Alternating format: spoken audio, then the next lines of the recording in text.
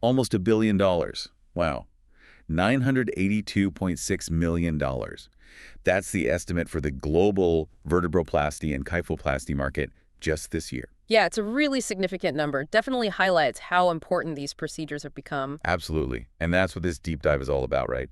Giving you a clear path through all the details. Exactly. We're focusing right in on this market using the brand new Global Vertebroplasty Kyphoplasty Market Report 2025 as our guide. Okay, so let's just make sure everyone's on the same page. For anyone maybe not totally familiar, what exactly are we talking about with vertebroplasty and kyphoplasty? Right. So they're basically minimally invasive procedures. Think of them like ways to repair spinal fractures, cracks in the vertebrae. Often from things like osteoporosis, maybe trauma, or even tumors. Precisely. The main goals are to stabilize the bone, reduce that awful pain people get, help them move better, and really importantly, stop things from getting worse. So it's about relief and function, but without major open surgery. That's the key benefit, yes. Less invasive is often the goal. And this report we're using, the Global Vertebroplasty Kyphoplasty Market Report 2025, it's fresh off the press, right? Yeah. Updated March 2025. It is, and it's hefty, over 250 pages, the 8th edition. So it's a deep, well-established analysis. And it covers quite a time frame. It does. Looks back from 2021, gives us the estimate for this year, 2025, and then projects all the way out to 2033. So a good long view. Okay. So our mission here, for you listening, is to basically pull out the key stuff, the main insights from those hundreds of pages. Yeah, save you the reading time. We want to give you a focused handle on where this market's going, what's driving it, maybe uncover a few surprises. Consider it your shortcut to getting up to speed. So where do we start? That growth seems pretty remarkable. It really is. We mentioned the $982.6 million for this year, but the forecast is for $1,554.3 million by 2033. That's quite a jump. It is. So what's the engine behind that? What's pushing it forward? The report really points to one main thing: the rising demand for minimally invasive surgeries. People want them, doctors prefer them when appropriate. Fewer complications, faster recovery, that kind of thing. Exactly. And that translates into a pretty healthy growth rate. The CAGR, compound annual growth rate, is projected at 5.90% between 2025 and 2033. Okay, 5.9%, that's solid, steady growth. But is it happening everywhere equally? Or are there regional hotspots? Good question. It definitely varies. In 2025, North America is the biggest player. Over 37% of the market, around $363.5 million. And their growth rate? It's projected at a steady 4.7% CAGR, likely driven by, an aging population plus the really established healthcare system there. Makes sense. What about Europe? Europe's significant too. Over 29% share, that's about $284.95 million this year, and their growth is forecast around 5%. Pacific. APAC is one to watch. You guessed right. APAC holds around 24% of the market now, $235.82 million in 2025. But the really interesting part is its growth. Faster. Much faster. The projected CAGR is 8.7%. That's the highest of all the regions. Wow, 8.7%. Why is such a difference there? Yeah. What's fueling that? Well, it's a few things coming together. Like other regions, they have a growing elderly population, which means more osteoporosis and fractures. Right. The underlying need is growing. Yes, but also healthcare access is improving significantly across many parts of APAC, especially in, say, China and India. Plus, you have the factor of medical tourism growing in some of those countries. And maybe faster adoption of newer tech. That could be part of it too, yeah. A willingness to embrace these minimally invasive techniques. Interesting mix. And the rest of the world. South America, Middle East, Africa. So South America is just over 3.8%, about $37.34 million, with a 6.2% CAGR. The Middle East is around 4%, $39.30 million, growing at 6.4%. Africa currently has the smallest share, about 2.2%. That's $21.62 million, and a projected CAGR of 2.2%. It really paints a diverse global picture. Does the report zoom in even further, like specific countries? Oh, yes. For instance, it highlights India's projected CAGR at a really striking 10.6%. China's also very strong at 8.2%. So you see big variations even within a region like APAC. Fascinating. Okay, so that's the where.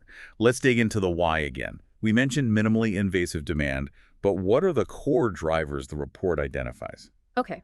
Driver number one, and it's pretty fundamental, is simply the growing number of people with osteoporosis and related spinal fractures. Aging populations globally mean more cases. A basic demographic driver. What else?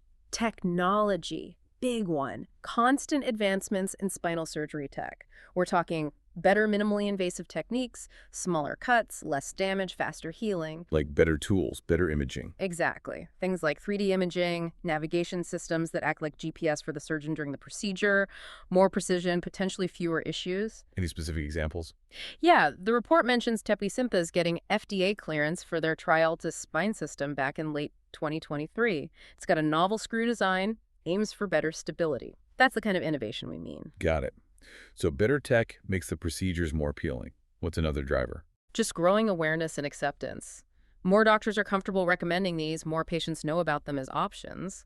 As success stories get shared, acceptance grows. Makes sense. And you mentioned the overall trend towards minimally invasive surgery. Yes, that's the final key driver. It's not just in spine, it's across medicine.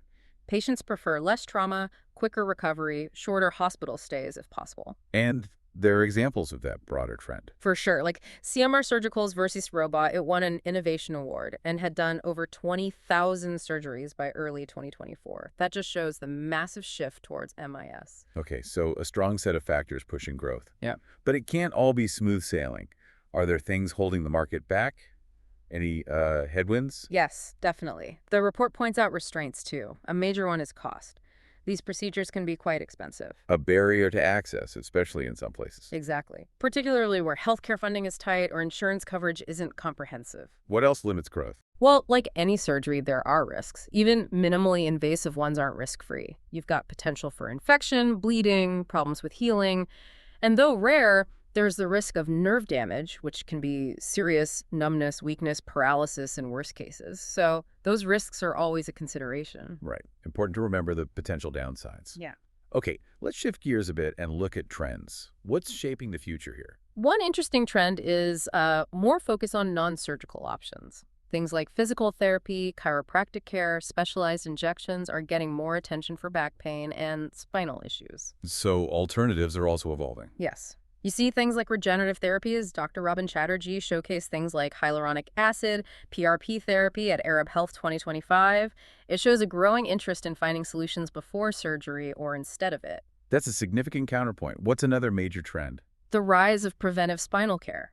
More emphasis on catching problems early, intervening sooner, maybe preventing major fractures down the line. Like proactive health management for the spine. Kind of, yeah.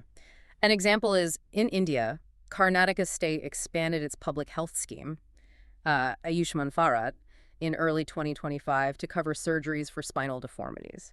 That signals a move towards addressing issues proactively with financial support. So a more holistic approach seems to be developing. Now, who are the big companies in this space? Is it concentrated or fragmented?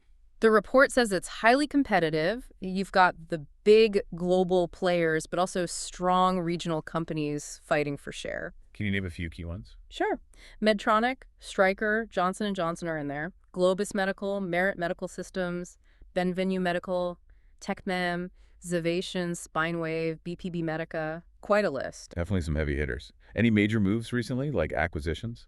The report mentions Halma acquiring IZI Medical Products back in October 2022. That kind of activity, consolidating market share or expanding product lines, is pretty typical in competitive medtech fields. And are there policy things happening that could shake things up? Yes, actually.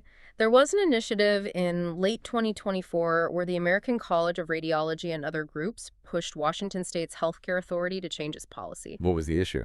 They weren't covering vertebroplasty, kyphoplasty, or sacroplasty for state-insured individuals. That affects like 2.5 million people. So if that policy changes, it could open up access significantly in that state. Policy matters. Big time. Okay, let's quickly touch on how the market is sliced and diced in the report. Segmentation. Right. It's broken down a few ways. By product, looking at vertebroplasty-specific stuff, needles, cement mixing and delivery devices. Then specifically within kyphoplasty needles and balloons, cement mixing and delivery devices again, and even things like recombinant polyclonal antibodies, sometimes used for pain management. And finally, by end use, well, vertebroplasty itself looks like it'll stay the biggest product segment overall. But the needles used in these procedures, that segment's expected to grow fastest. Interesting. What about within kyphoplasty? There, the cement mixing and delivery devices hold the largest share currently, probably because getting the cement right is so critical for safety. But the needles and balloons part is expanding quickly. And where are patients getting these procedures done? Hospitals or ASCs? Hospitals still dominate. They have the biggest share.